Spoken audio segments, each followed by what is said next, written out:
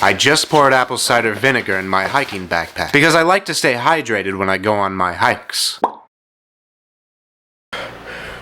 Just started my hike. How stupid. What a dumb waste of money. So I was hiking and I got to thinking. I know my last vlog didn't have the best of a budget, but you guys still liked it. There's a fly going. And I appreciate it. I don't want to waste money on things that I don't need for my videos because I want to spend it on my movie. Because that's what I want to do. You get the joke, guys. You get the joke. There's a skywriting happening. I paid for that. This is vlog 17. Skywriting came up in the video that said vlog 17, okay? And then I went back home to my apartment, and the apartment next door had a leak, and it went into my apartment. So do you want us to pray about something, Alex? Listen, the apartment next door leaked into my apartment. So now they put us into a hotel for a little bit, and I can't finish that vlog. That vlog was 1 month ago, and I never finished it. Because now I'm in a hotel, and there's so much continuity.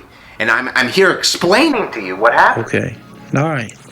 This is the second time I've had to relocate from one of my apartments. I had to leave my last apartment for a little bit because this disgusting restaurant under it blew up. Officials say the explosion happened in a commercial restaurant on the first floor of a 6-story apartment building. Don't worry, nobody was hurt. Because as I said, the restaurant was disgusting. The health department shut it down like 2 months before it blew up. Could you imagine if it wasn't disgusting? People could have died. The restaurant has been shut down for quite some time, and no one was inside when the blast happened. But the weirdest thing about all this to me is the fact that there was a flood before the building blew up. Well, this morning, fire officials have 2 investigations on their hands, one involving the explosion, another involving a flood that happened just hours before the blast. So this is my current apartment. A leak happened, and I put it together.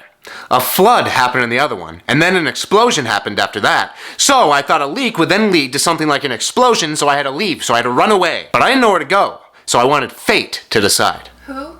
Fate. It's not a person. It's not another girl, don't worry. Anyway, I wanted fate to decide. So I threw a dart at a map, and wherever it landed, I would go. But I didn't have a map. All I had was a puzzle of a map. So I put the puzzle together, and then I, glued the puzzle, and then I put the puzzle on the wall, and then I threw a dart at it, and then I went to that place. It was Russia. I went to Russia. But when I was on the flight, I realized I was living in fear. So I told the pilot, turn the flight around, and he did. Because I'm very powerful, and I get what I want. Then at the end of the flight, the company I'm renting my apartment from just put me in this hotel you see me here in. I know, it's a lot of information, so I'm going to give you about 5 seconds to process everything I just said.